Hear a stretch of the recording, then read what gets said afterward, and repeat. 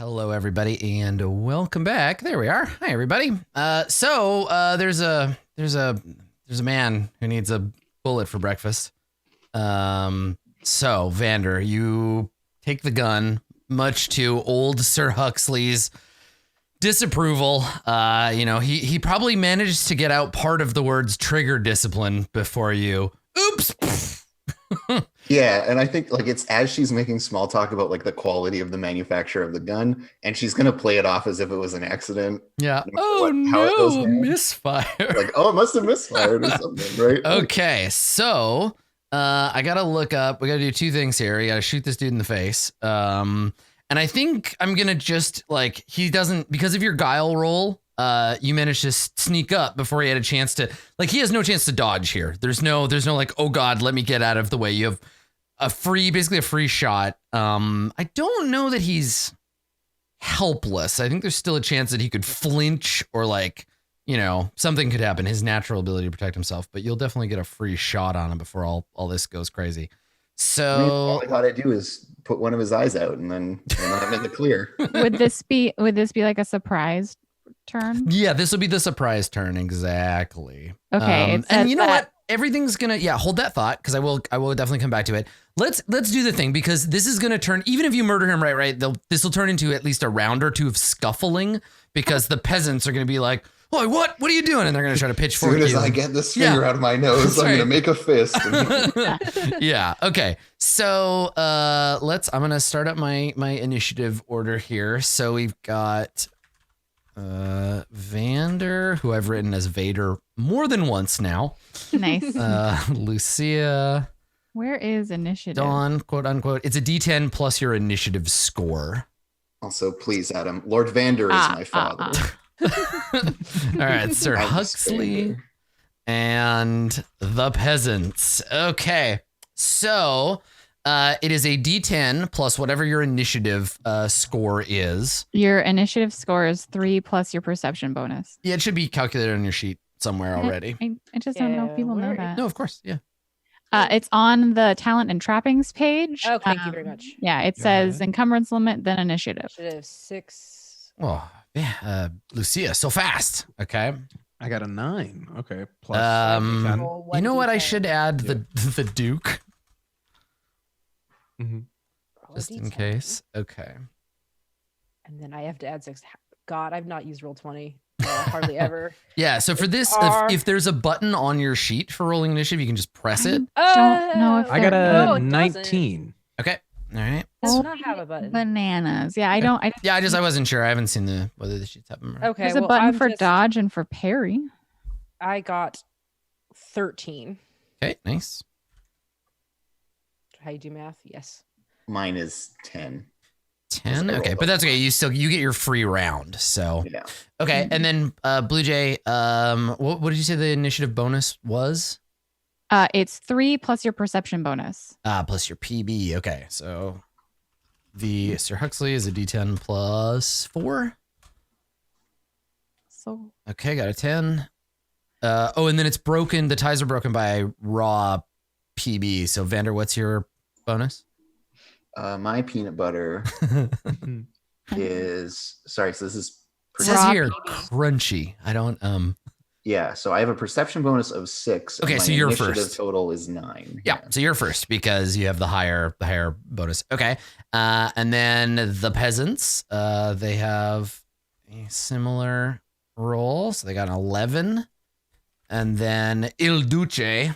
It didn't even occur to me that he might be involved in a fight in any way, shape, or form, so I didn't pick a stat block for him. We need to know what initiative step he cowers and exactly. When does he Absolutely. wet himself? Exactly. Let me see if I can find in the bestiary. Let's see here. He's not a chaos knight. He's not a brigand. Let's see. Cultist. Peasant. Templar. He's none of these things. I'm just going to give him a +3 and we'll go from there. Okay. All right. So let me roll for him. Because I don't know. Maybe he'll get free. If Lucia needs to use both hands, he might. I don't need to use both hands. One hand counts as 2 hands, remember? Okay. So he also got a 10, but he will be last in that order. Okay. Here we go. So, normally, Mr. B, you would get to go first, but since we start on Vander, we'll do that and then go. So, Can I say my thinking now? Yes. Surprise attack actions made with melee or ranged weapon add a 1d6 fury die to total damage results. there you go. How surprising. So you'll have your advantage there. Okay, so you're gonna make an attack roll with a ranged weapon. Is it simple? I don't know about pistols. I don't know if you know how to use this gun. Well, let me see. I'm not going to let that stop me. No, definitely not. Yeah, absolutely. Look at all these fortune points you have to re-roll if you miss. Yeah.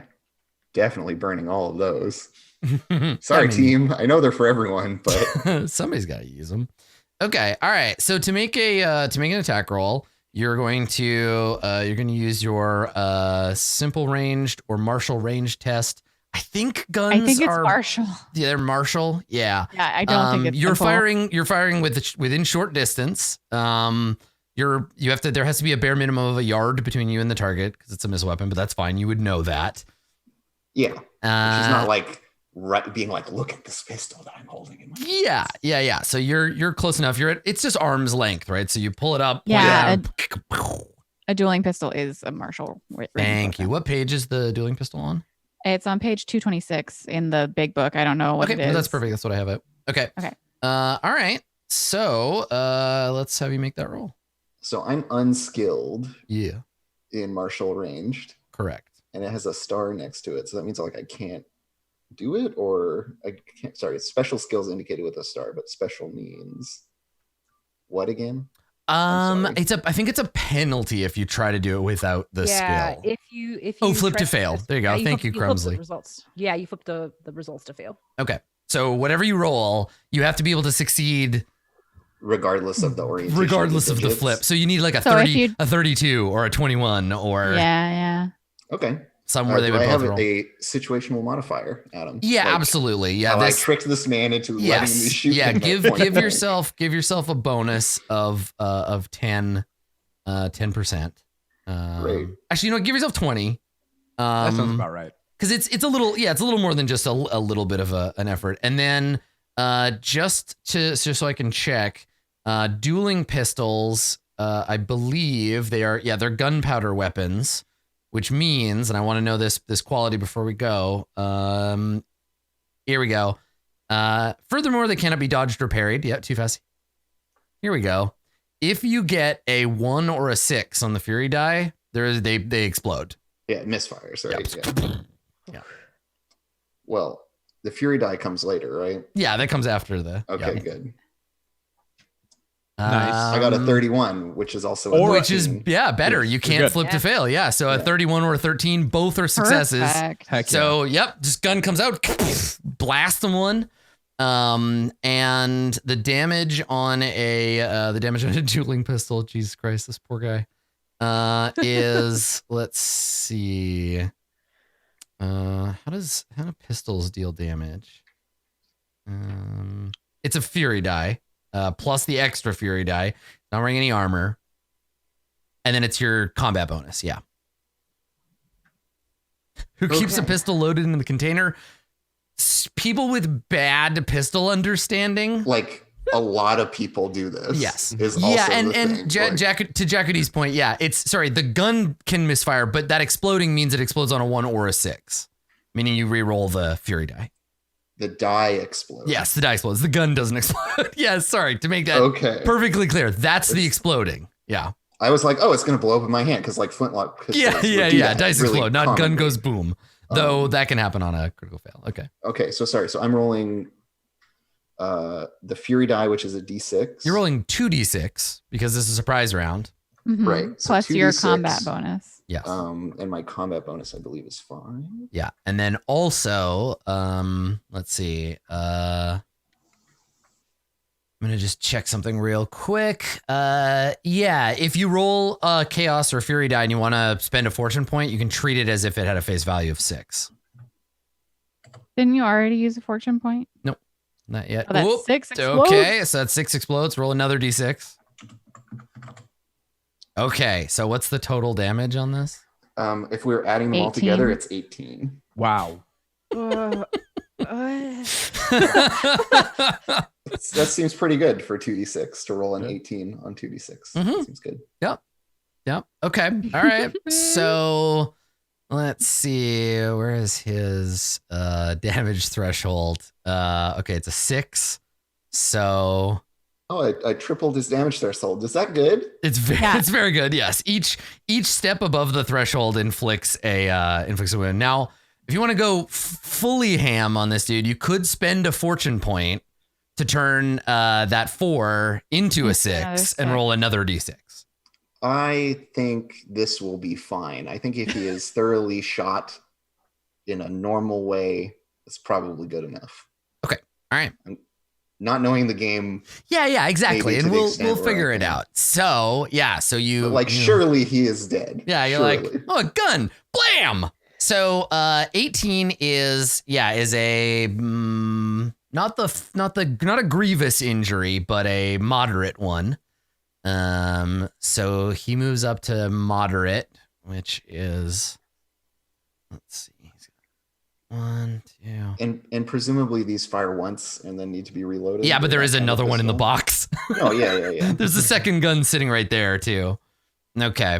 All right. So sorry, I'm just borrowing your character sheet for a second, Lucy.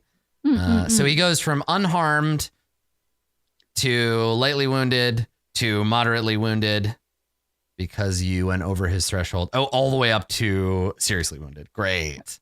Okay, so all that's left for him is grievous and slain. So let's see if there's a a wound. he has to, if he drops to moderately wounded, he must roll a 1d6 chaos die. If the face roll is 6, then it's moderate injury.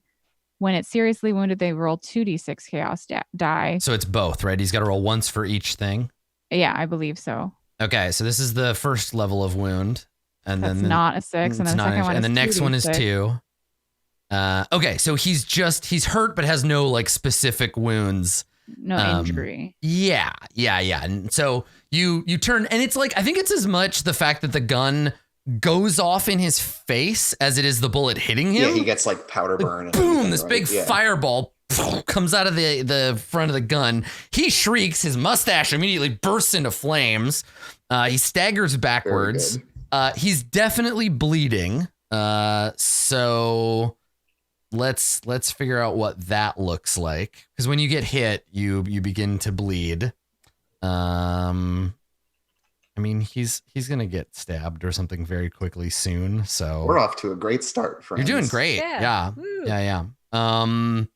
Okay, so let's. Please rescue me from this horrible situation. I'll do it. I will rescue you. It's about to get messier because of the peasants. I'm ready. With I'm ready. sticks, but I've got stuff ready. yeah, exactly. I have multiple sticks. This is why we have the rest of the PCs. So The give three me, of you are better than 3 peasants with pitchforks, right? Yeah, give I me think so. one. Surely. I hope so. The I one strive of to me be is better than 3 peasants. Yeah, give me 1 second to just double check. I'm the also a bleeding peasant. stuff. True. Okay. Yeah, this is where we're like, hey, whoa, class solidarity, guys. Hey, come on. I just unchained you from Sir Mustache How over long here. does it take you to cast the Fury spell? The look inside. It is instantaneous, I believe. Oh, Yes. sick. Draw Ah, an there we eye go. on There's my- bleeding. Yeah, I will. If you want me to do that before you go. Okay. All right. So bleeding. Let's Is he bleeding see. because he didn't suffer an injury? Yeah, I'm just checking that. So it's if you're once you get an injury, you start to bleed. Yeah. Okay. Cool. I got the section here. All right. I just wanted to have it for later because I'm sure somebody is going to. Okay. So big fireball. He staggers back with a scream. Mr. Belvedere, it is your turn. You have 3 action points that you can spend to do things in a fight. You can buy more action points with these bad boys right here. And there's a handout called Combat Actions if you want to take a closer look at your options. I would love to take a closer look at my combat action. Yeah, do it. I would like to. Do you have a weapon? I do. I picked the splitting maul, and so I'm very excited about that. Ah, yes, the old man's killing hammer. Mhm. Okay, great, Uh, good. Is there a way to like? Both a carpenter's and a mason's tool. It's one Mhm. part axe and one part hammer. Do you wanna make it bigger so you can look at it closer? Oh, I zoomed in. Yeah, Yes. you can hover or you can pop it out, and then Okay. you can zoom in on the popped out version of it. I would like to basically. Well, I kind of want to charge. Or how far away is he from me? I figure he from you. Yeah. And this game I believe measures in yards, Okay. which I'm gonna Lovely. just- yards Yeah, or it does. meters. Same. So yeah, if you're, I guess, how far back were you, Mr. Belvedere, in the train, right? Because if it's like Yeah. You were talking to Mr. here's the Dupin. roads, right? Mr. And- Tweed. Yeah, Yes. and so like I imagine everybody is kind of like on the road up to the situation.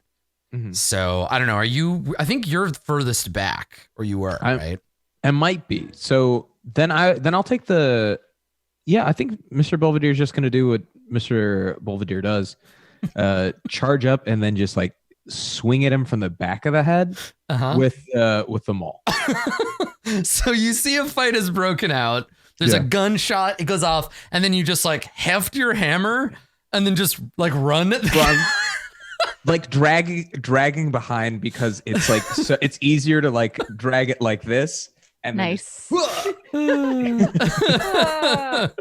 Oh man. I love this kind of fighting. Drag the hammer behind you and then just like swing it entirely. Yeah, over. use your entire Absolutely. momentum. Okay, so what's your move? What's your movement? I would find that in talents and trappings. I'm not sure. It's on the Yes. character sheet someplace. I have 6. I have 6 movement. Okay, so you can move 6 meters. Mhm. With Uh, charge, charge- I But if you're get charging, 12. you can double it and do extra damage. Yeah. Okay. Yes. All right. So let's talk about the economy of AP. So sure. the first few sections are movement, attack, perilous stunts, and special actions. You can take all of those using the cost under AP. Reactions are ones you have to plan for in advance. So if you want to parry or dodge, you can only use 2 of your AP to act, Mm. because you have to hold on to one. So for Mr. Belvedere, you can run up, do your charge attack, then decide if you want to spend that second one or hold on to it, because the second one will give you another melee attack if you want it, right? Does But the then you're charging? defenseless. I don't The think charge- the charge includes a melee Oh, attack. charge doesn't include it. It's It just adds oh. it adds to It says- yeah. if you then successfully Yeah. strike with a weapon. So you do have to use your whole action to run. Okay, that's cool. All right. I'm still good with that. Yeah. So you'll get the bonus fury die if you hit. Okay. All right. So you charge forth. And does Mr. Belvedere do this like silently, or does he like shout while he's running? So I don't think there's a bit of a shout at all. He is so small and like you don't really hear his footsteps on the ground, but you do hear the hammer clanging. Like because as a it, good like, servant, rhythm- should be seen and not heard. Absolutely. You got that servant stealth. Absolutely. Well, I did also That's take a so bonus good. in stealth as well. Yeah, so I was very happy with that. Yeah, and Looks then- like the butler did it. All right. So you come running forward, hammer swings overhead. So you're gonna make a melee attack. And I don't think there's any conditional like stuff. Sir Huxley hasn't had a chance to. I guess he could use a reaction that would buy him time, but yeah. So let's have you roll. And so for this, I would go to the where the weapons and attacks are. Yeah, you can and just then roll from the weapon on your sheet, because then it'll carry all that stuff forward. Any modifier? No. Okay. No, not in this case, because now we're just scrapping. Okay, so you miss. You get a 61. Yes. So now you got to make a choice. You can re-roll if you want to spend a fortune point, or you can just have missed, and then that's your turn. And fortune points are different than fate points. Yeah, correct? fate points, you'll only ever need to use them when you're like about to die or like grievously injured. They're the like, oh shit, I don't want to lose my character. I'm going to use a fate point. And then that also gives you the. If you use a fortune point, I'll get a misfortune point, but it'll buy you a reroll. So That's fair. Yeah, let's. I will do it for this. Yes, because Okay. Are we going to reset to 5 for next session? Yeah, at the Or beginning of next session it resets anyway. So using them aggressively is, especially in a 3-hour thing. Yeah, and Yeah. so go ahead and roll again. And this Okay. you still apply your extra fury die on the charge if you hit. Got it. Yeah. Consistent. 62. It's so consistent. Okay, all right. So you're just like comes swinging in, and he's like staggering around, like, oh, my mustache is like, and you whiff in the air, and he does not hit you. Okay, so Lucia, you are kind of like at the front of the train. There is a length of rope in one hand, and there is a captured Duke at the other end of that length of rope. Yep. So, do you want to, if you move, like, you're gonna have to drag him. Yeah, I'm going to walk forward. Duke flail, just throw him. I'm just gonna walk forward because I was already where Vander was at the start of the fight, so I'm already like fairly close. I'm gonna walk towards the peasants, so that's 1 AP, and then I'm going to yell at them. I'm going to scream at them. I'm gonna do the litany of hatred. Perfect. So Good. I'm just standing there, this massive woman, and I've got the rope in one hand, and I take out and I have my cudgel in the other, and I just like roar at them. And I'm gonna attempt to intimidate. Okay, so what happens? Is there like a combat action for this this thing, like a combat effect? It says once during combat you can attempt an intimidate test, so it's a regular intimidate test, and then depending on where I am, on the damage condition track, the difficulty rating gets easier or worse. So the because more damaged you are, yes, because I am unharmed, yeah, it's 20% easier for me to intimidate them. Oh, I see. So you got to use this as early as possible. Or just if you're doing well in the fight, then it's easier for you to. Yeah. Cool. Okay. But I'm basically just saying, like, I'm this massive, like, cannonball of a woman, and I'm just gonna. And you're just like yanking on the rope, and the Duke is like stumbling and like, God, what's going on? Yeah. Okay. So. All right. Yeah. And if you succeed, what happens to these peons? If I succeed, then a number of foes equal to my fellowship bonus, which is 2, who can clearly see and hear me, are immediately intimidated. Mm-hmm. They suffer a -1 to their damage and peril thresholds. Nice. If it's a critical success, they move 1 step down on the peril condition track. Yep. And they suffer the -1 penalty until the end of combat or until inspired. Okay. And how many AP does this cost you? This costs me 1 as well. So that's 2 AP altogether. Yep. And I would like to remind you that because of my menacing demeanor, if I succeed, I also inflict 1d10 + 1 mental peril. Terrifying. Okay. Yeah. Go ahead. So fingers crossed. I just hear the bloodlust noise from. Is there any situational modifier? No. Okay. I got a critical success. Shit, it's a crit. So because it's a critical success, they also move 1 step down the peril condition track negatively. Good. Perfect. And so whichever, I was screaming at the peasants. Yes. So whichever of the peasants, they get 1. I think both of them. There's 3 peasants, right? I can only do it to 2 because my fellowship bonus sucks. So there's 3 peasants and their knight. Okay, well, the 2 of the peasants take 4 mental peril. Okay. I don't know where that goes or. Peril threshold. It's on the peril condition track. Yep. And so you said there's 2 effects. There's peril damage, and there's also this other thing.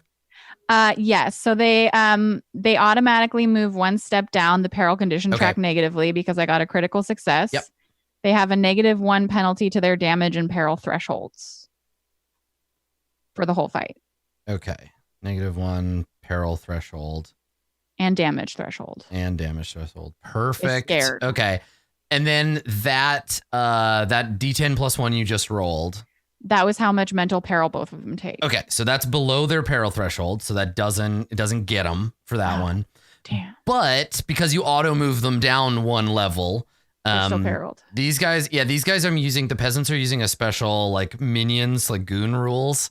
So you don't get rid of them, but this is a lot more painful for them than it would be for like the knight. Okay, so 2 of the peasants, you scream at them and they're just like, ah! Like the third one yanks their finger out of their nose and looks over at the other 2 and is like, what? Did I miss something? And you have 1 AP left. What do you want to do? Do you want to use it or do you want to hold on to it? I'm because I don't think that I went into like attacking range of them when I walked because you're at shouting range. Because I just walked. Yep. So I think I'm gonna like hold on to it and basically like look back at Dawn and be like at my forehead. Just tap. Give me those good combat drugs. Is what, Yeah. what I'm hearing. Drug me up. Nice. Okay. All right. Cool. So, Dawn, that makes it your turn. Yeah. So there's some magic gonna be happening. So I see Lucia motion. So I walk forward. This is like a very anxiety-inducing situation for her. So all of my spells are generalist. Yeah. So they only cast 1 AP. So I have 3 AP. So I could theoretically cast 3 spells. Didn't move. I have to move. Well, if I have to touch somebody. Yes, if you have to touch, you'd have to move to engage with Lucia. That would cost you 1. You can cast, and then I think isn't there a like bolster your cast like thing you can do first? Yeah, I could channel power. Yeah. So I could raise my chances, but it also I immediately suffer 1 corruption. Yes, got it. Yes. So I also, as a cultist, can also succeed, just automatically succeed because of cult of personality. But I move 1 step down the peril condition track. Right, of course. Right. Negatively. First things first, I will go unlock Lucy's potential. Awesome. I love ogre Scientology. It's so good. You're just like, let's get those thetans out of there. Let's give you the power of Xenu. I'm gonna let you go clear. Okay, so I have to cast. I think I'm gonna go ahead and just. I'm just gonna go ahead and just succeed. I just want to just give it to her. Yeah. So I go down. And how often? Oh yeah, you can do that, but it imperils you. Yes. So what does this look like? Like, is it? I guess the question I want to know is your magic and is ogre magic in general, because you are our example of it, is it something we can clearly see? Like, do we see a glow? Do we see like things? Or could it be quackery and we don't know? Like, is it all invisible? I want this to be like a real, like something magical is truly happening. Okay. Here. I don't know it. I don't know how to explain it. I don't really know the deity or anything like that, but there is something there and we don't really see it. It's more like what happens to the person I cast on. That's where it manifests. Yeah. So like Lucy goes flush, like the red, and you just look like you're kind of like a healthy glow, essentially. I look like I just came out of a sauna. It's gassed up. Exactly. Okay. Yeah. All right. Okay. Cool. So you don't have to roll because you have that ability. You imperil yourself. Yes. And and it's just like physical and mental strain, right? Yeah. Okay. So okay. And then I look to the other so is the Duke or the knight still like up? Like yes. Yeah. He got mostly shot in the face, fell backwards, and is like putting out his burning mustache. I think he could use some rest. So, sleep, old man. Please, yes, you've been through a lot today. I saw that your back was suffering, and now also you have a head wound.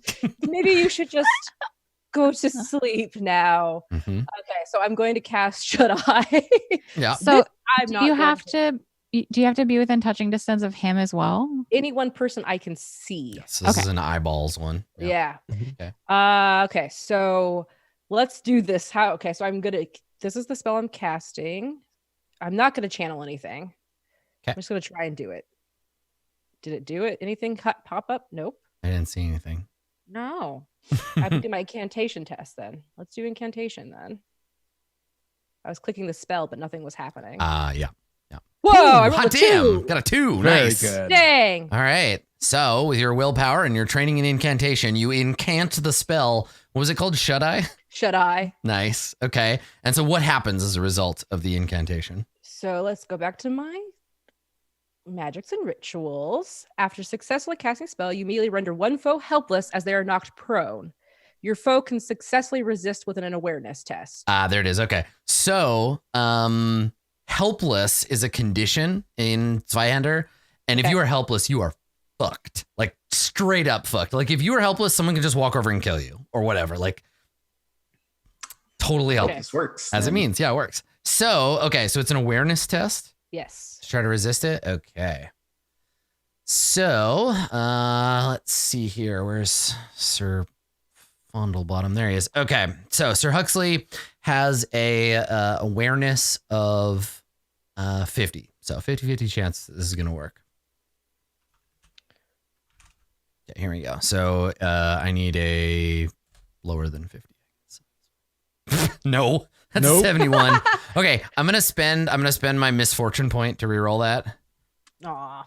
And let's see. There we go. Okay, so he wobbles a little, kind of blinks, yawns as he pats out his mustache, shakes his head like, "Ah, come on, wake up, get in at Goldsworth."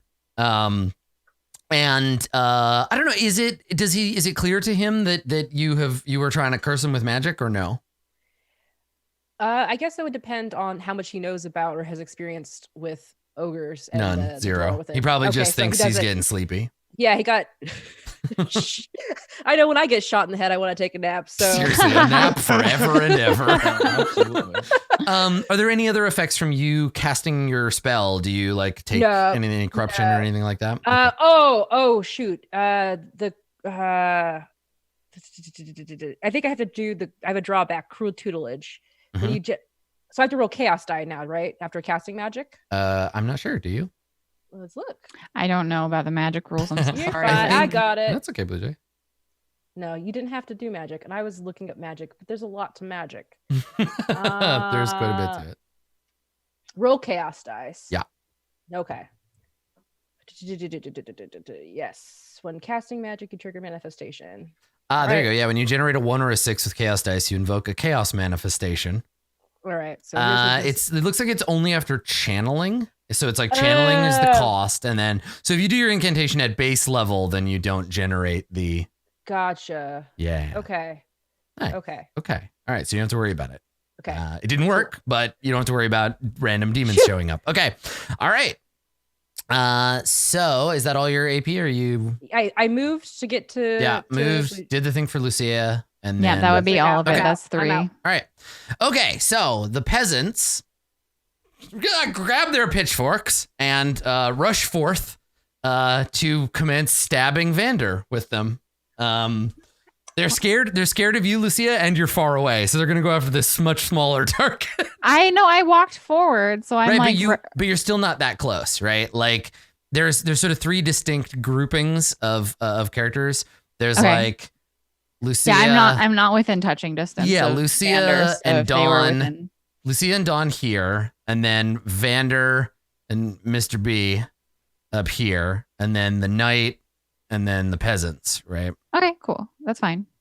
So the peasants are going to use AP to run up to Vander and immediately start poking at her with their pitchforks. I guess Mr. Belvedere is also a target here. So Mr. Belvedere, you're gonna get attacked too. Let's say two peasants on.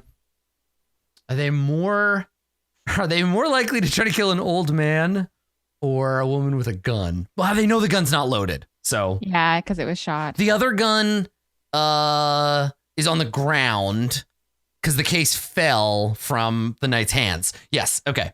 All right. So let's start with the one attacking Mr. Belvedere. Mr. Belvedere, you don't have any more AP, right? Nope, I'm all out. All right. So the peasant's got to move, and then we'll try to stab you with this pitchfork. Mhm. I got a 55% chance to hit. Here we go. First Big attack. money, all whammies. First attack. All Here we whammies, go. all whammies, all whammies, all whammies. I get a 58, so it's a miss, just a Ooh. narrow miss. Yes. So they're just like, ah! He comes running in to stab you. And it's Mr. like Belvedere's arms like slits in between the prongs of The the tines, pitchfork. It's yeah. like 'Cause you're that. so yeah, and he's just so like, tiny. hey, hey, you cut that out, and then goes to try to stab you again. Oh no, I stand corrected. These rebellious peasants have a special trait called sniveling whelp, which means they only have 2 AP instead of 3. So comes up, lunges at you, you dodge out of the way, snivels a little bit. The other 2 peasants rush forward to attack Vander. Now Vander, you haven't gone yet, so you still have your full 3 AP. So you are allowed to choose to dodge, I think, or parry. Though you don't think you have a weapon in hand to parry. Just a pistol. Yeah, yes, you can't really parry with that. Dodging is for a ranged weapon. Yes, that's right. Yeah. So you can still try to parry, but yeah. Can I parry with this pistol I'm holding? Can I do some good katas? Like, does the? I mean, it's made out of metal, so it's like honestly, wood metal. So yeah, you don't have to decide whether to parry until you're successfully struck. That's right. Yep. Great. Well, come at me. Okay. All right. So they both, again, same thing. They have to move to engage. So they move and they both try to pitchfork you. They give your album a bad review.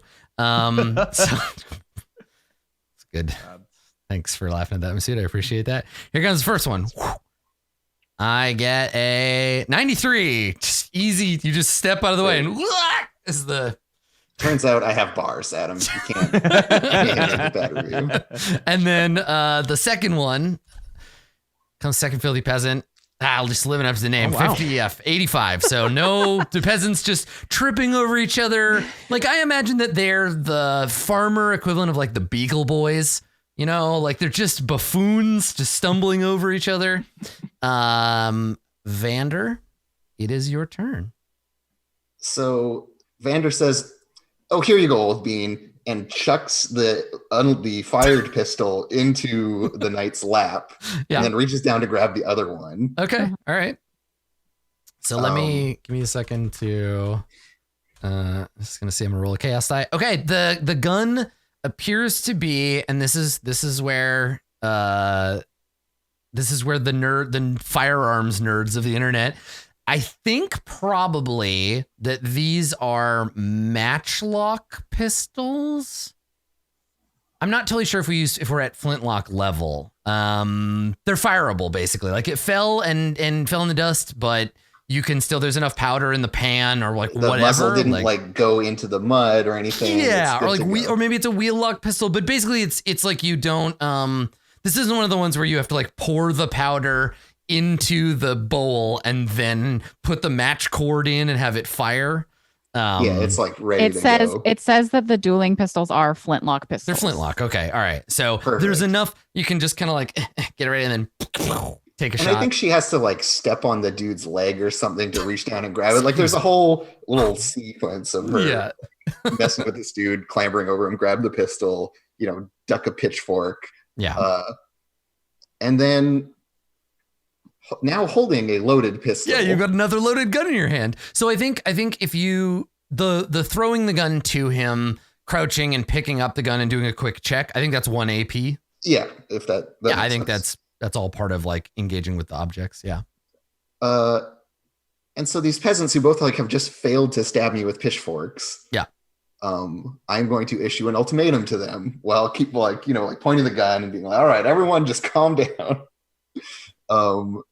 And so Vander's just going to be like, look, the two of you are alive, which is better than I can say for your knightly companion here. And if you want to keep it that way, fuck off.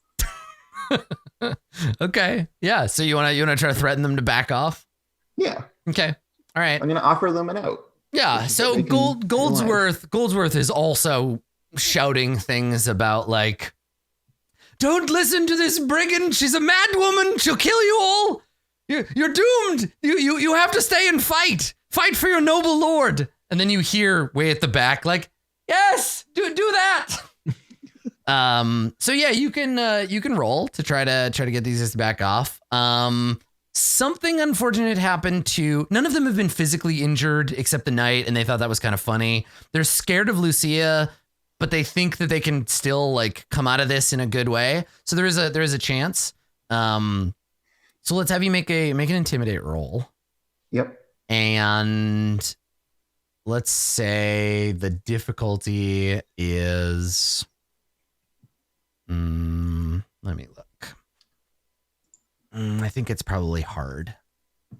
I mean, I just shot their boss in the face and I'm now holding another gun. Yeah. So here's the thing. If you want it to be easier, kill him or kill one of them. Oh, okay. Yeah. Right? So she says this and then just quickly points the gun down at him and fires. Yeah, perfect. Okay. Yeah, exactly. Because if you want to use your last AP to try to intimidate them instead of your middle one. Yeah. So you're just talking and you're like, back off, guys. Blam. Okay. Yeah, or you'll end up like this poor fucker. Yeah. Okay. So make another attack. Yeah, and he's not like prone or anything, so he's still a regular sized target right in front of you. Now you don't have the advantage of surprise anymore, but you still have all these fortune points. So let me just show you that was not in fact a fluke, Adam. Oh my god! Oh, Nice. wow. Yeah. So you shoot him again. Just. Yep. Yes. Okay. So what did we say the damage on this thing was? It was your It's combat bonus plus a d6. It's 1d6 plus your combat bonus. Yeah. Okay. And that's an exploding die. And so I'm a little new to this game, but if I hit this guy for another like 7? Let's walk through it. Is it realistic for me to expect that to kill the guy, or is it worth it to spend the thing? So he's got essentially 2 hit points left. He's got 2 wounds that he can take still before he dies. Well, he's got 1. He can take 1. If he takes 2, he's dead. He's slain, right? Right. To be able to do that, you need to deal enough damage to overcome his physical threshold twice. So you're going to need to deal 13 damage if you want to kill him with this one shot. Now, you don't have to re-roll that roll. You can just roll the dice and your gun will explode. The bullet of your gun will explode on a 1 or a 6, but you can also spend fortune points to just get a 6. You can just say like, this die is a 6. I'm going to re-roll. And I can do that after rolling. Yes. Right? Yeah. Okay. So I'm just going to roll. Okay. Sorry, Blue Jay, you had something to. I was just going to say like, so you could get 1 automatic success and then you roll again. Roll damage first. And then you can turn the there you go. So it explodes. It's a 1, yeah. It's a 1, so it explodes. So roll again. Roll another d6. Okay, now you can either deal, like what we talked about, you can deal 10, which isn't quite enough to kill him, or you can spend a fortune point to turn that 4 into a 6, roll again. Could I have turned the 1 into a 6? The 1 did explode. The 1 exploded anyway, but it's worth a lot less. But yeah, you like could do that. You could do that gain me instead. 5 Yes, you would have been able points, to do that before you rolled that second die anyway. And that would put me at 15. Yes. You want to do that? Which is still not enough? No, that'll kill him. 13 and higher will do it. Let's flip that fortune point. Okay. All right. So you shoot him, which means we get our very first roll on the slain tables. Sick. So let me find the to the tables do we have here. to roll on grievously wounded first, or are they no, just he's slain? dead. He just goes right to slain and is killed. Okay. So yeah, he's like blindly fumbling around. He like catches the pistol that I tossed to him, which has been fired, and then he like tries to point it at me or something, right? And then I just blast him. Yeah. Okay. All right. So let's see here. Where's my table of list of serious injuries? Okay. All right. It is the gunpowder weapon slain description. Roll a D100, please, Vander. 76. Okay. Your shot buries itself deep within the chest cavity of your foe, ripping through the ventricles of the heart. Death from massive blood loss is instantaneous. So you just shoot him in the heart and he dies. Yeah. Kablam. And that's it. Down he goes. So he just falls over backwards, a swiftly spreading stain appearing on his otherwise lovely doublet. And having done this, she then turns to the peasants and says, "You have a chance to come out of this alive. Unlike him, he's dead." Yeah. And so I guess I'll intimidate them. Yeah. Although really, I'm being nice. You are. It is a kindness, but it's intimidating. It's very intimidating. Okay. All right. So yeah, go ahead and can I have that situational modifier? Yeah. Now that you killed this guy for sure. So it's going to be rolled just as a regular roll, but give yourself a bonus here. And if you succeed, it'll trigger a morale check for all 3 of them, and I'll roll separately for each one. So that's the bonus. The bonus is 10%. Yeah. Oh, So it'll be a 10%. flat. It'll be flat, and then you have an advantage of 10. Oh, Another Oh my 6. goodness, these rolls. It's how do you killing keep it. getting Oh, a 6? geez. It's this thing in basketball. It's called the hot hands fallacy. But for me, it actually works. Right. Yeah. Yeah. Okay. All right. So let's see. The foe's leader is slain. So they need to make resolve tests at -30. Resolve tests at -30. Let's see how much resolve they have. Resolve is based on willpower. Yeah. How resolute are these peasants? Normally they would be 45% resolute. So they But now are they're- 15% resolute. All right, here we go. I will roll them. I'll roll them in order. We'll do Daryl, then Borscht, then Ludmilla. All right, I love them. here's Daryl. Poor Daryl. Holy shit, Daryl's a champ. Daryl is like, what the Daryl. fuck? Well, Locked in. I'll narrate this. So Daryl, nope. Borscht is out. Ludmilla's out. So Ludmilla and Borscht literally just throw down their pitchforks and flee. And Daryl clutches his pitchfork, looks you square in the eye, and he says, Daryl! And runs at you screaming, just like. Daryl was the one peasant who was the knight's lover or something.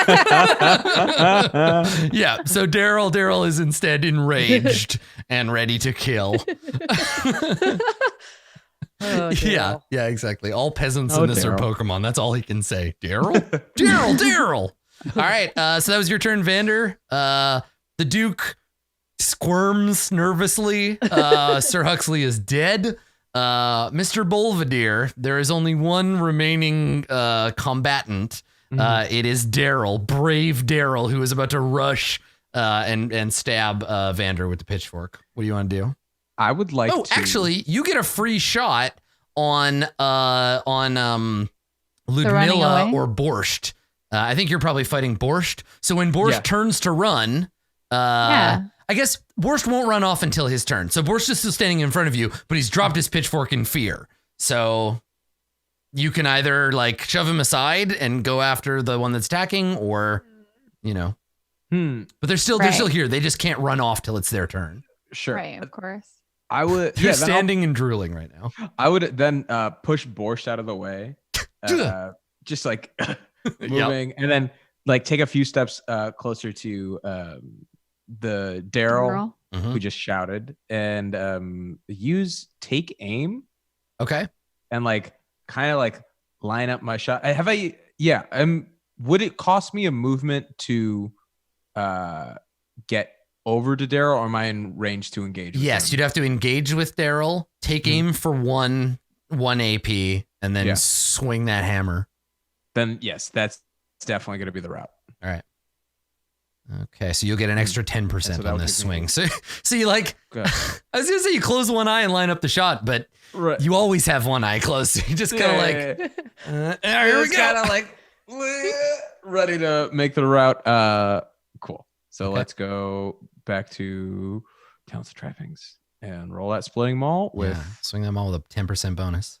10% bonus. That's a situational modifier? Yeah. Or is that? Yeah, gotcha. Yeah, that'll be your situational modifier. Ooh, okay, you got a 76. So with your rating of 63, that is a miss unless you want to spend a misfortune point and roll, or a fortune point, roll it again. The only person left to use the misfortune points is Daryl, and Daryl's not going to get a turn until Lucia and Dawn have both gone. Yes, then I mean, definitely. Daryl's never going to get a turn again if you just fucking hit him with the hand. Yeah, if you just kill him, Daryl will never get a turn. So, okay, all right. Let's do it again.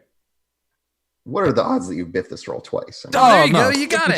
52. Okay, Yay, cool. woo! Perfect. So, you got that. You got that 52. You deal 8 damage, and let me see. Damage threshold.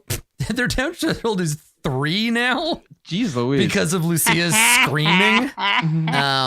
So that means you did damage threshold plus 5. So I don't think that's enough for the. Wait, I thought you said it was 3 now. Their threshold is 3. So it's, what are the various levels are threshold plus. Hold on, I gotta look at a character sheet. That's peril threshold. So Yeah, give me a damage second. threshold is threshold and then 6, threshold 12, plus and 6. 8. Yeah. So it's Almost. You would need or 6, 12, and 18. So you'd need to deal 9. Yeah, you're one shy of an extra. Oh man, if you an hadn't extra rerolled level. the damage, it would have been enough. Yeah, that's fine. okay. Now because this is the other thing, because you rolled that die, that's a fury die. So if you want, you can spend another fortune point and make that fury die a 6, which will mean you're dealing let's see, 10 instead of 8, and you get to roll another fury die. But then he would guys, I feel like I've been using all of these. Just take it. Just do it. Then yes, Yeah, let's use do it, it. use it. Absolutely. It's a team resource, which means Yes. any one of us should just gobble up as much of it as possible at any opportunity. Thank you. I will use that advice moving forward. All Okay, right. so that yeah. means you got a 6 instead of the 4. you actually have 10 now, and roll Got it. another d6. Got it. So 15. Jesus Christ, a 15. Okay. So that means you. 3 + 6 is 9. Oh, plus he's dead. 6. You murder him. Perfect. Would you like to roll on the slain table and see what happens to Daryl? Brave, stupid Daryl. Yes. Let me put this D100 out there. Okay, so let me find. Oh my God, it's 100. It's a literal It's the 100. messiest version. Okay, so we got. Let's see here. I need to make myself a little like DM screen with all this stuff and roll. Yeah, you should have all the slain tables. There we at go. least. Crushing weapon slain. Your weapon smashes into the side of your foe's head, causing immediate hemorrhaging. Surprisingly, the only discernible result is a minor nosebleed. They stagger, confused for a moment, then suddenly drop dead. So it's like a gentle bonk to the side of the head where you're just like, thunk, and he's like, what did you? Oh yeah, and then dies. Just like looks at you blankly for a second, like, why did you hit me so? And is dead. The end. So he just tumbles over backwards and is killed. And that is it. Daryl was the last one. The other two, I guess. Okay, so let's continue. So that's your turn, Mr. B. Lucia. I just really want to punch somebody. So Daryl was killed. You see Ludmilla and Borscht. They've both dropped their pitchforks in fear of being killed by Vander, but they're also just like so close to you. You could just run and grab one of them. Does that mean they're helpless? They're not helpless. No, they can still attempt to dodge, and I guess they don't have any AP, but they're not helpless.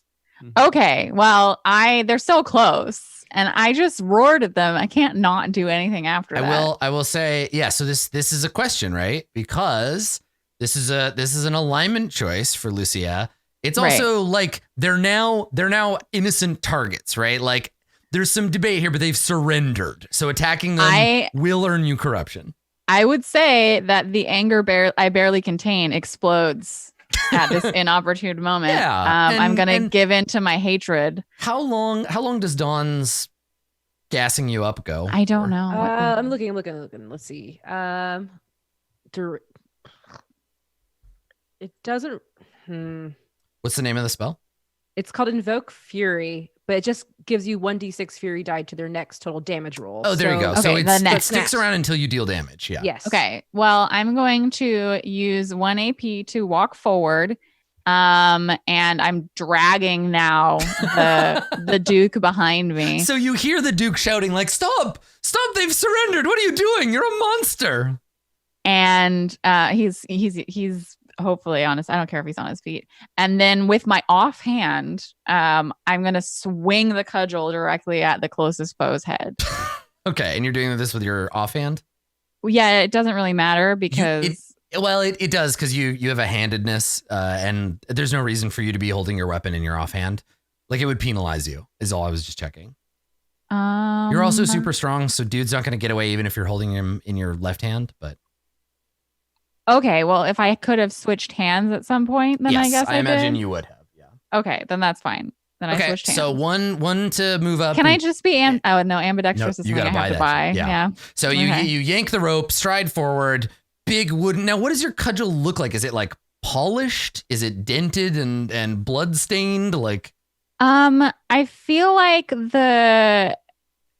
Lucia's like pretty smart, and she knows that it's probably more effective if she keeps it like relatively free of dents. But it's not like I sit down and I polish it while like, thinking of murderous thoughts.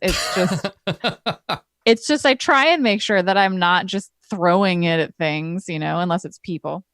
So it's relatively clean and well used, but not like shining with polish or anything like that. Does it have one of those like leather like thongs off of it and you can like spin it around? Oh yes. Oh, for sure. Okay. Also, like it's the Wii remote. You don't want to accidentally like lose grip of it. You don't want to lose your cool baton. Okay. All right. So you move, you use an AP to stride forward, and then are you going to aim and then swing, or you want to try to swing twice? I would like to try and swing twice. Okay. All right. Because aiming is for losers. Okay. I do not succeed at that, but we have one more fortune point. Yep. Mm-hmm. So I will just try again. Okay. I succeed at this one. Hey, there you go. Okay. And the damage is the same. Yep. Now, but remember, you have an extra damage die, right? This is the first time you've rolled damage, or have you rolled the... It's the first time I've rolled damage, Yeah. so I will roll another fury die. Okay. So that's 11 damage. Immediately after striking an enraged foe, I force a foe to resist with toughness or be shoved out of the engagement. Okay, give me a sec. So their threshold is reduced by 1, so that brings it down to 3. So you did how much damage? I did 11 damage. Okay, so 11 is... It's tough because I have to recalculate because of your ability. I have to recalculate Right, all the it'd be thresholds 9 on the fly. and then plus another 6, so that's 15. Yes. Okay. So it's only the first one. So you would do basically two levels of wounds. Yes. Which is not quite enough to kill them even with the reduced threshold. Okay. All right. So I'm going to roll. He has to resist with toughness. Okay. Toughness. And Also, because it's a bludgeoning weapon, it can never inflict more than moderate wounds. That's right, because it's weak. Or right? serious. It inflicts serious. Yeah, moderate or serious, never grievous. You can't actually inflict those wounds, but you can still deal damage. Yeah.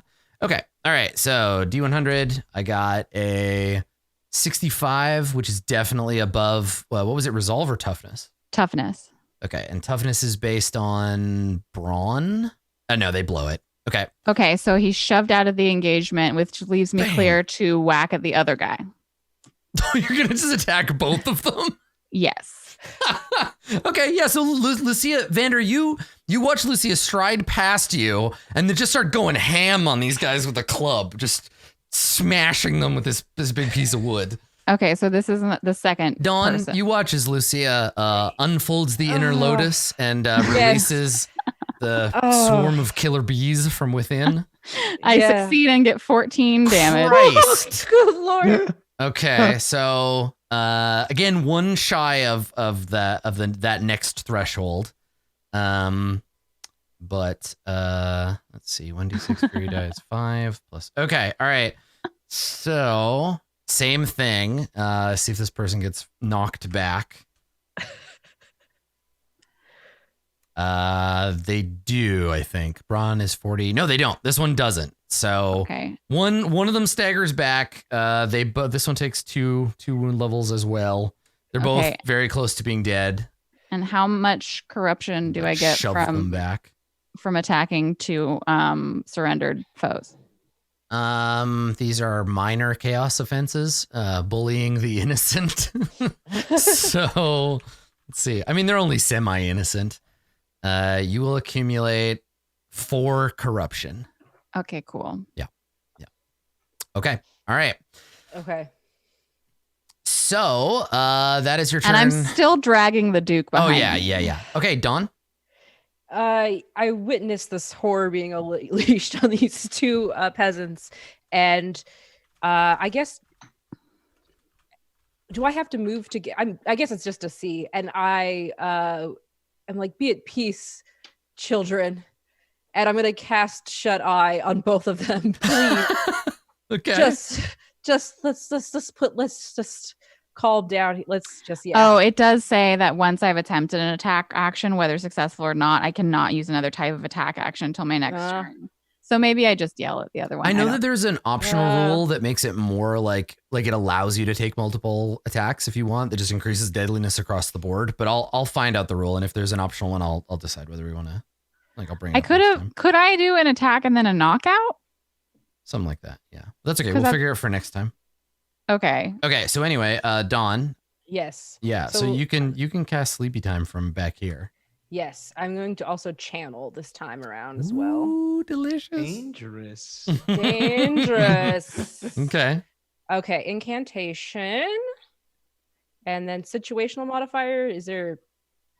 No, I don't think so. I don't think there's any. Okay. Yeah, it's all chaos. So because I channeled, I get to go up one positive step. So I get a +10 or something on this, right? Yeah. Yes. Okay. Chaos lullaby. I love it. Yeah. Where is my incantation? Here we go. Submit. Nice. You did it. 49. Okay. Yes. All right. Okay, so that's one down. Yeah. And then I will try that again. I'm also going to channel again. Now, do you have enough AP to channel and because it's channel, spell, and then I think you could channel again or cast again. I can't. I can't. So I have one AP left. Sorry. That's okay. Okay, here we go.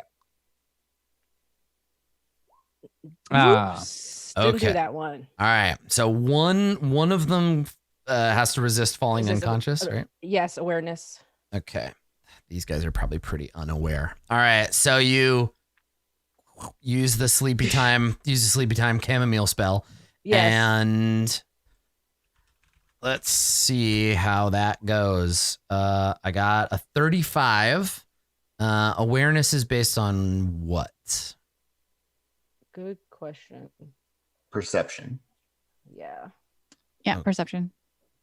All right, these guys are pretty badly messed up. Nope, stays awake. It does not work. A 35 is enough to keep him up. I'm trying to let you release you from your suffering. Go to sleep. Yeah, it probably would have been more effective if you just walked over and broke their necks with your bare hands. Gosh, I don't want to touch them. Yeah, so the peasants, one of the peasants, they both get attacked by Lucia. They like stagger back. One of them lets out a big yawn, like, and the other one's like, "Why are you bored? We're in the middle of something right here." Just let it take over you. God.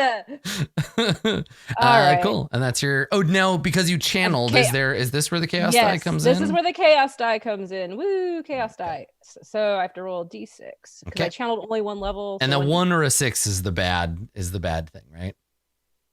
Because you're a cultist. So. Ooh, yes. Yeah. Well, this is fun. So this is a thing that happens with magic sometimes. So because you're a cultist, let me just find the words for this. I invoke a chaos manifestation. You do. Okay. Sometimes when the god within and a sorcerer love each other very much. Okay. So let's see.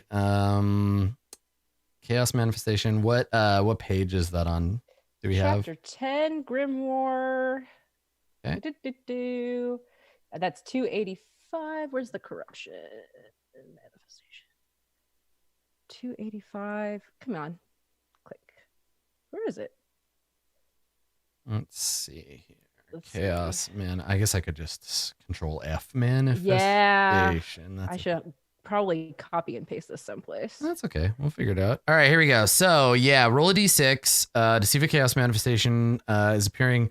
Oh, when you channel, there's actually 3 levels of channel. Yes, there is. You can choose 1, 2, or 3. Yeah. So you suffer the 1 corruption no matter what.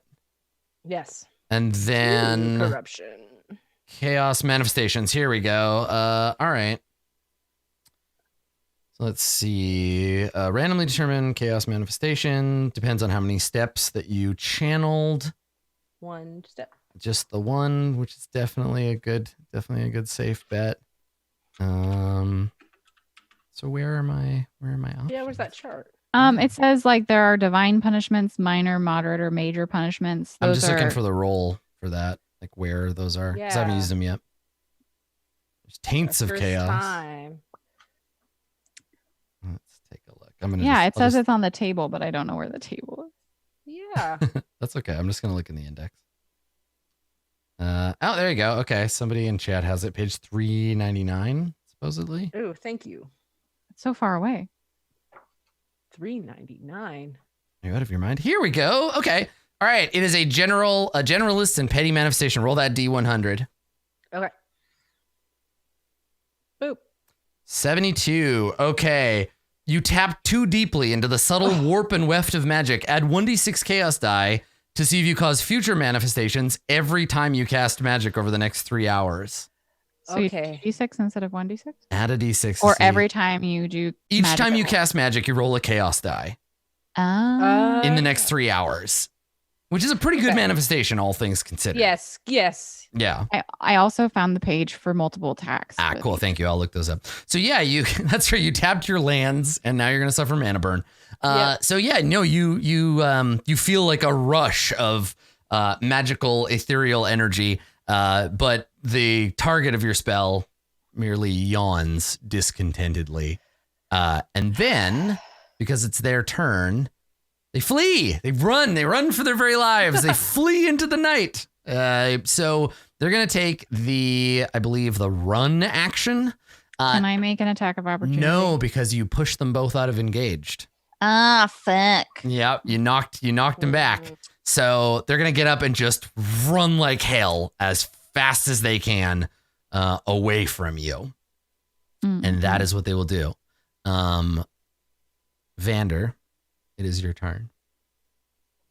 Do you want to chase them, or do we let these guys go?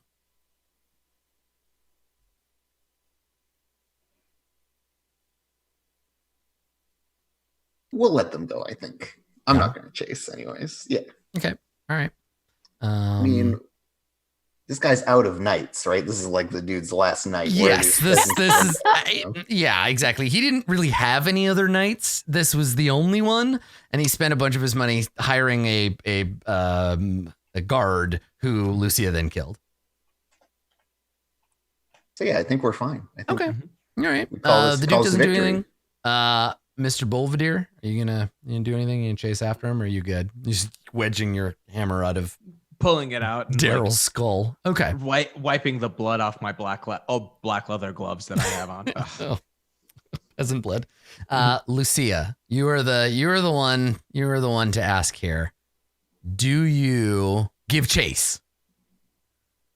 Or do you I think that like I stride forward as though I'm going to, and then the Duke gets caught on the Yanks body the- of he gets caught on the body of his knight, and so like I notice a pole on the rope, and I look back, and it's just in time to see Vander kind of lower her weapon, and so breathing hard, I recognize that we're done with this fight, and I just wipe the eye from my brow that Dawn inscribed there, and then like start wiping off my cudgel. Also, if we had done the regular multiple attack rules, the -10 base chance to the first attack and the -20 base chance to the second one, I still would have succeeded. Boom. Yeah, so that's what it is. fine. You have to announce how many attacks you're making in like a flurry, and then each one is penalized by the same amount. Okay. Also, Yeah, so good work on using your fortune points, but then never giving me an opportunity to use misfortune points. That was really good. Like, we'll get rid of them, and then Adam has nothing to roll on because I can only use them for NPCs. So, yeah. Okay. And suddenly, a man appeared from the woods with some arrows. That's right. I'm a man covered in armor and made out of guns, and he's like, "Fuck you! I'm using these points." Plow, plow, plow. It's just the like whole artillery division of the nobility's army rains cannonballs on us. We're here. Yeah. Okay. So, you have before you now. You can hear the Duke sobbing quietly to himself, and there is the knight lying dead, chest pierced by a bullet, and the weirdly unmangled corpse of Daryl the peasant, lying. He's lying dead as he lived next to his pitchfork. And then they have their little cart.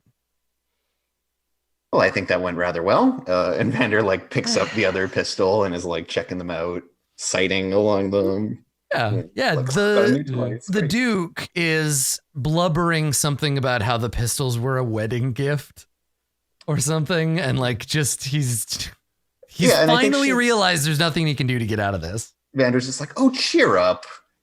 Miserable. Like, Mr. Belvedere goes and starts checking out the cart and just try to like see if there's anything of value on her, or if we can use it to our benefit now. Yeah. So you walk over and you like pull the sheet off of the cart. So it's mostly like pots and pans, like kitchen materials. They're a little bit rusty, some of them. But they look like they were stolen from the kitchen of a noble. It's nice. So there's just a big pile of miscellaneous like kitchen stuff in this little wooden wagon that's usually probably used for trucking produce or something around. And then there's the knight, and then there's the peasant. Daryl, of course, has nothing on him. Maybe a half-eaten turnip in one of his pockets. Ooh. it's a real Turnip. impressive, My favorite. A half eaten? I got a whole half. Yeah. real So it's a impressive booger wedged under his fingernail. Yeah, that's true. Pretty no, he's a inspiring. catch and release kind of guy. Oh, okay, yeah. Engaged. I turn to the sniveling Duke and I say, just think, you could be him. And he looks up at you and he's like, you don't understand. I could never be Sir Goldsworth. His mother was only a marquesa. Rolls my eye. Snivel. Yep. And then the knight has a Sir Goldsworth. I think he is like equally destitute. He has a nice hat that has fallen in the mud. And he has a sucking chest wound. And that's about it. The chest wound is new. It's in good condition. It's brand new. Yeah. Unfortunately, this kills the host. The pistols are a pretty good gain, though.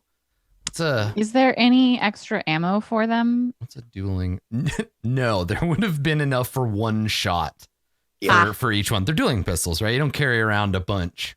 That's true. Yeah. Why would you need more than one shot? You're That's right. supposed to hit with the first one. Well, they're in my belt now, and Hell I carry yeah. the box that they were displayed in. Even so that I if can show they're them off later. unloaded, you look way cooler Exactly. It's a schlepping boat. around. around a pair of pistols. Also, really leaning into the pirate vibe. Like, Oh, yeah. Yep. Yeah, absolutely. They suit you. Mm-hmm. Yeah, I mean, the look that Vander is going for is definitely like dashing highwayman. Yeah. Oh, yeah. Good. I like Which is all well and good until like you're near some cops, and then it's a bad look. You don't want to be doing that. Well, it's a good thing that you now live in a slightly confused, mostly hypocritical liberal republic that doesn't have like real cops. They have like peace officers. They haven't decided what the laws are. Yeah, yet. exactly. Well, and that's part of the thing, right? Is that like they're trying to change the calendar. They're trying to change. And this was a funny thing. Somebody in chat mentioned this. They're like, oh, yeah, the old empire used yards, but we use meters now. Much more sophisticated. Yeah, everything's been renamed. There's like a department of renaming and like it's a whole thing. So, yeah, there's not a lot of people being arrested for looking like badass, scary people because you have a purpose for this. And right now we're trying to get the Duke of Beetleborough to Philos. Is that so? still... Yeah, you're bringing him back to the glorious free city of Philos, jewel of the former Esperine reaches, and you're gonna get paid. Paid for this nerd because back home, you have a contact, and I guess I'll talk a little bit about this person. So you all set back out. And you know what? Even with this delay, Vander, you're gonna make it home in time for dinner and a couple of beers. You'll be all right. And we'll talk about all that when we get back. Question before we Sure. leave. Can we put the corpses on the cart and take it with us? Because I feel like I could find a surgeon who would want some corpses. You want to be a temporary resurrection man. So No, not resurrection. Just like someone who wants Body to part. study a resurrection. anatomy. Sorry, a resurrection man is a person in the 1800s who dug up corpses and sold them to doctors. Oh, yeah, that. Yeah. So you're literally being that, but you just made the corpse. That's murder is what that is. But Thankfully, none of you I killed a found defenseless them person. this so. way. Well, I Okay. mean, it takes less effort to kill somebody than to dig them up from the ground. so- Yeah. Absolutely. No, and this is a conversation I'm sure that a bunch of English ne'er-do-wells had in the 18th century where they're like, we could, instead of spending 4 hours digging a hole, we could just kill him and just bring the body in. And they're like, yes, oh my God, you're so smart. Oh, And that's how Jack the Ripper was born. So But he didn't bring the body in. back home, there is a man who pretty much everyone in your line of work knows. He is known by several names. His official title in the new provisional government is Keeper of the Hounds. His name is Archibald Henry. He has some kind of like title, like he's Captain Archibald Henry or something, but he likes to go by Archie once you've earned it, right? Mr. Henry, if you don't know him, Archie, if you're friends. Which one of you is allowed to call him Archie? Would he have been connected in any way to the like mob people that I worked for when I was a racketeer? No, he was part of the like Revolutionary Guard. He fought the nobles. He No, then I don't know him. Who is Then it friends might- with Archie? I was gonna say it might be Mr. Belvedere because Mr. Belvedere like knows everyone. I think in that sense, like especially with the revolution, like of instigating the servant class against the higher class. I think maybe that was the connection out. Like, yeah, maybe he like, I don't know, maybe he captured and tried your boss or like you have some personal connection. All right, well, so we'll go for now knowing that Archie and Mr. Belvedere have a past, but we don't have to deal with what it is until there'll be a moment where I'm like, oh, how do you does this come up? Yeah, okay, so that's fine. So Mr. Belvedere, you know him, so Archie's your contact, and and he's waiting back home at probably a tavern where people like you hang out. Like hounds, right? So like the Kennel or like the Dog's Tooth Inn or like I don't know, the Flea and Flintlock. It's got a little flea with a bowler hat on and a gun.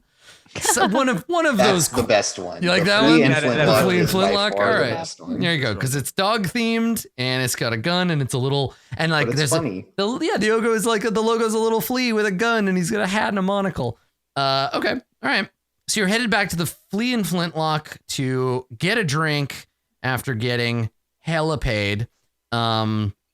Though the attack by this knight has been something of a windfall because if you can find a buyer for it, a paired set of guns like this new goes for 100 gold crowns. So you should, if you can find somebody. Whoa. 100 gold crowns? Yeah. I start with 3 and I'm That's considered right. rich. Now they're Yeah. old guns. They're not necessarily the nicest, but even if you manage to get like a tenth of that, 10 gold crowns is a shit ton of money. And I think this is something that, despite the fact that Vander has put these guns in her belt, you all watched it happen and were like, oh, okay. you all saw that. You know how much they're worth. I would let Vander do anything that she wanted with those guns. Well, So I'm not All right. going to be buying for. but Mr. Belvedere, you know how much those damn things are worth. Absolutely. And like, yeah. you know, Don, as much as I know you would like to step back from filthy earthly things, Yeah, money's but money. money is money. Yeah. And I could use some new pants, So, Vander, maybe a weapon. those are great accessories that we should immediately take to a pawn shop upon entering Philos. A four-way split, of course. Hmm? Don't Yes. worry. Eyes narrow, perpetual sneer gets a little bigger. Of course. Yeah. Tiny beady eyes under an enormous forehead stare out at you like two pea holes in the snow. Mhm. Yeah, and she like does this very big, like open arm shot, like, Mr. Belvedere, please. We are a team, an honorable fellowship. Was I rude? Oh, how dare I? No, of course. You were going to split it before I talked about it. Yes, I see that very clearly now. They Still- just look better on me. than they would have on you. The proportion is all wrong, old chap. All right. Now we're just being mean. Okay. Now we're just mean. And she like pats you on the top of your head. And she like walks There past you go. Yeah. That's great. Yeah. See, because clearly between the two of them, it would be suspicious if I were actually polite. Yeah. I have to kind of be a bit of a dick, and then you're like, okay, yeah. Yeah. Okay. All right. So I think that as we to kind of lead into like the ending of the episode, and then give us time to do our little like kind of end of session stuff. So I think the last scene is you're leaving. We see you leaving the forest, and we see finally the free city of Philos in the distance. And it's the revolution is. It takes place in stages and it's mostly complete, but even at this distance, you can see parts of the city where the fighting might still be going on a little bit. There's like smoke rising from, some newly rooted out hideout of one of these plutocrats. And you see it, sitting kind of, it's a low, broad city. It's a ways off now. And I think probably it's either, do we want it on ocean coast or is it a river city?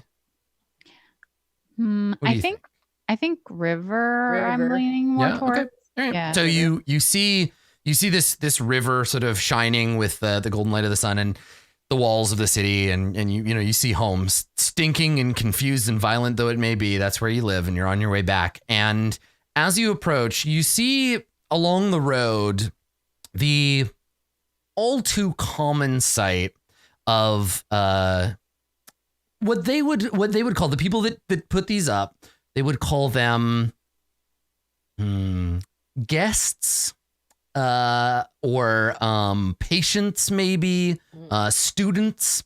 But as you walk along the road, there are cages, metal cages, hanging on either side of the road, and next to each cage there are wooden signs.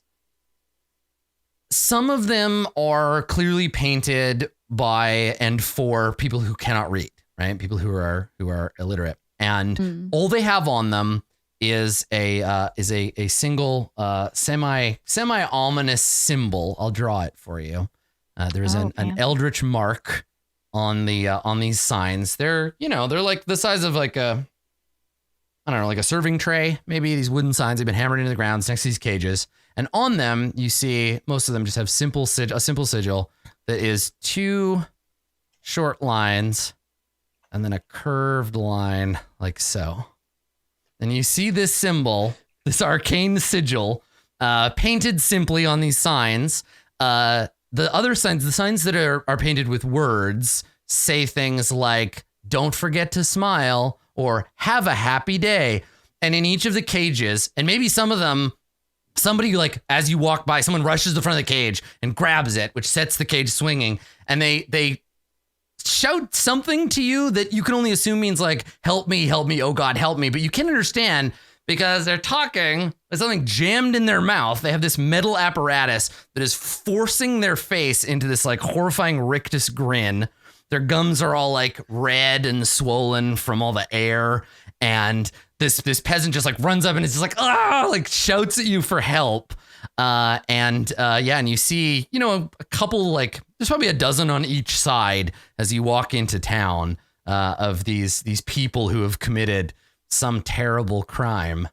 And I think that's the sort of last thing that we see is this person with a metal mask on, yanking their mouth back, just shouting, like tears streaming down their face, just shouting like, help, but they can't make, they're just like yelling sounds at you. And then this happens every time we come home. Yes, they were here when you left. They're here on the way back. This is normal. And we'll get much more deeply. We'll get much more deeply into the grand mysteries of the Smile family when we do episode number 2. We don't have to though, right? We could just not.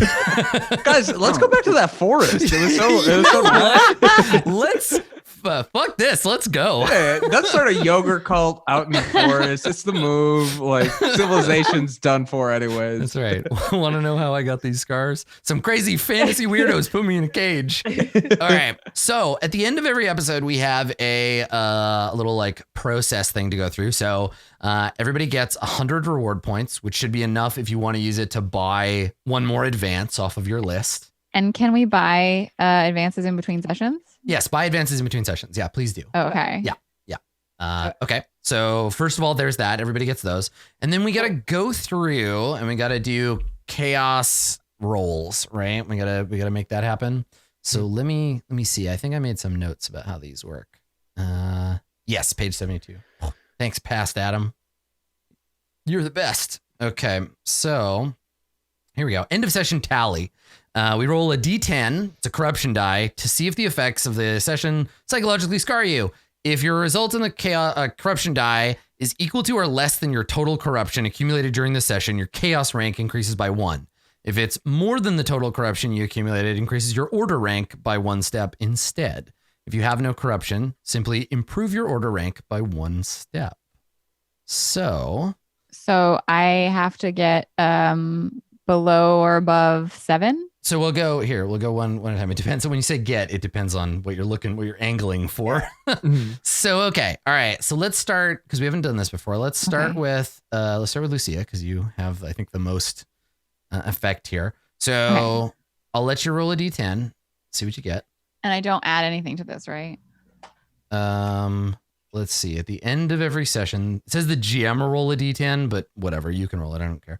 I think there's supposed to be one die roll that sets the bar for all of us, given what you just read. That's yes, yeah. The GM will roll a D10 and everyone compares it to their number. Okay, so I roll and it applies to everyone. We don't roll our own thing. Okay, so Lucia has 7 corruption. Vander, how much do you have? 0, unless nice. you have feelings about that. Well, I mean, like killing somebody, he didn't attack you. Vander did. I mean, I think that like not going by the like superseding the duel in that way, like by not allowing it was murder instead of like self-defense. He didn't even try to attack you. Yeah, I would say. So yeah, I think you committed murder there, Vander. So let me see. It wasn't crime of passion murder. It was 4 to 6. 4 to 6 corruption. So let me do that. I'll generate that first for you. We'll say a D3. So 4, 5, or 6. So okay, so you have 4 corruption. Easy. Yeah, Easy. for murdering in a crime of passion. Yeah, I think that's what that counts as for sure. Okay. I didn't feel all that passionate about it though. I just want you to crime of passion. My heart wasn't in it. Yeah, the differentiation there being premeditation or not, right? Like you didn't plan. If you'd let him go and then planned his murder step by step, that would have been worth some serious corruption. Let me let him go and then plan to walk up and shoot him. Yeah, Lucia, selling a corpse that you murdered is like that's worth a corruption, right? Oh, do I get that now? No, you'll get it later when you sell it. Okay. Okay, so I'll roll that D10. And we'll compare it to everybody's corruption. Oh, okay, we got a 10. So if it is nobody increases their chaos rank. 10 is the least impact of chaos. So now we increase our order then. Unless you have 10. Yeah. Okay. So if you have no corruption, increase your order by one step, and if the result is more than your total corruption, increases your order. So I think everybody just increases order rank by 1. I tried so hard. And does corruption go back to 0? And then your corruption goes back to 0. Yeah. Oh, Yeah, nice. it's like a per session thing. Yeah, cool. Nice. Oh man, I was so close. So if your order rank reaches 10, you get a fate point, and then resets back to 0. It resets both to 0. And if your chaos rank, you get a disorder. If your chaos rank hits 10, you get a disorder, which is like equal parts, like you stop functioning as a person and also cool superpowers. Nice. So I was going to say, Andrew, you and Blue Jay will be familiar. It's a lot like the corruption in Burning Wheel. Sometimes it's great and other times it's sometimes you get like cool powers. Sometimes you grow tentacles. Yeah, or become a furry monk. Yeah, they're both good. Cool. So this kind of gives us an indication where if you're trying to lean into increasing your order rank, right? You play your player order alignment and stay away from the bad stuff, and you'll have a more likely chance to increase. Versus if you get more than 10 corruption in a session, you're guaranteed a rank. Yeah. I do want to point out we should be mindful of what are minor offenses, because I'm pretty sure Mr. Belvedere was using psychological torture on the Duke so that would have been one. I had 0. Right. And so this is what I mean about saying, like, I think that's worth a corruption for me. Like, I'm going to volunteer for that. I'm making myself vulnerable to the chaos powers of the universe. Cool. Yeah. Cool. All right. Great. Well, that's it. That's our episode. So mark your points, and we'll see how you spend them next time. Let me see if I can do it 2 episodes in a row. Let's start with Amber. Are you ready to do a shout out? Oh, sure. Yeah. Do it. Now I'm ready. All right. Go for it. Is it up? Yeah. Yeah. Well, hi. I'm Amber. I am on Twitter at Rocket Orca. I'm an illustrator and graphic designer. I also am a co-owner of the Geekspective Podcast Network, where my podcast Shapeshift lives. It's my GM journey. Basically, like 90% of the games I've ever run are captured in that podcast. And I'm also on a show called Tales from Mox Ferry, which is actually, I think it's this Saturday at 7 p.m. Eastern on the Don't Split the Podcast Network's Twitch. If it's not this Saturday, it's next Saturday. I'm confused about time and days. Woo! Okay, that's me. Everything is total chaos. Yeah, I hear you. Excellent. All right, cool. Masood, take it away. I would love to. Hey guys, it's Masood. You can find me on Instagram and Twitter at Marudeboy, MAHRUDEBOI. There you can just see stuff I'm up to with my comedy, with my cat, just, the whole biz. If you, besides catching me here on Monday nights for the past 3 hours, as you've been noticing, you can also see me a part of the wonderful role-playing game J Spellrunner Must Die on Wednesdays. It's getting really spicy right now. I don't know. Some would say we hit a season 2 turning point. It's a good time to also jump in if you're looking to get into it. Excellent. Cool. Thanks, Masood. Yes, I am looking forward to that. If you haven't watched J Spellrunner Must Die and you like Magic the Gathering or Masood or me, or I guess the other nerds that we play with, you should definitely check it out. Yeah. Cool. All right. Let's take it on over to Blue Jay. Blue Jay.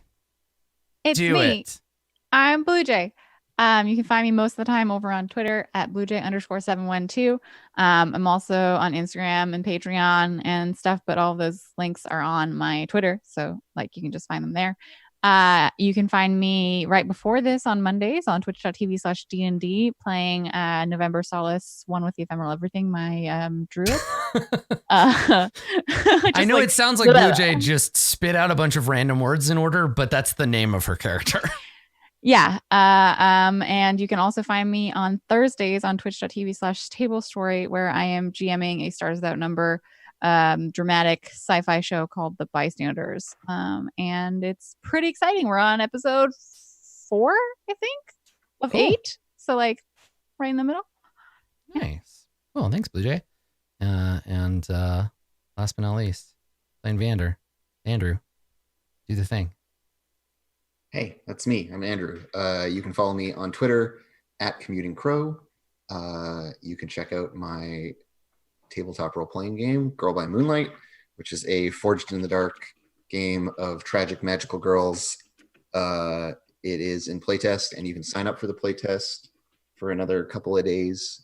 So you can check that out on girlbymoonlight.com. There will be links to get you to the places you need to get to.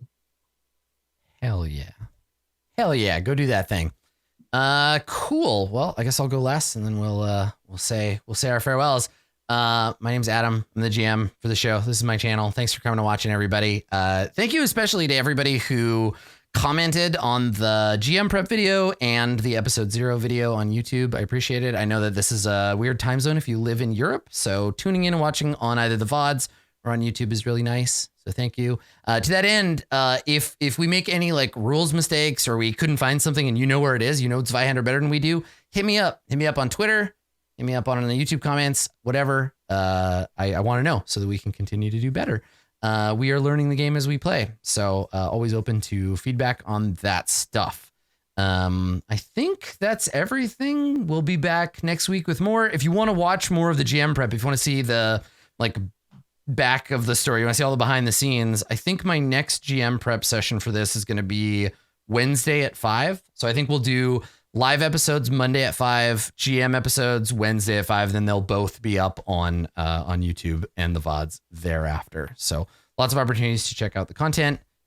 That is it for the us. GM prep. You do that for the episode coming up. So if we wanted to get a sneak peek, we should tune in. Stay the hell away from me. You are not allowed to come to those streams. You can watch them after the show, you big cheater. But that's it for us. So we'll be back next week with more. We have another 10 episodes of this. So if you're just getting started, thanks for watching. And if you're watching this in the distant future, well, I'm glad that you found a computer that still works after the collapse of mankind and the subsequent reign of chaos. So good work. Thanks for coming, everybody. We'll see you next time.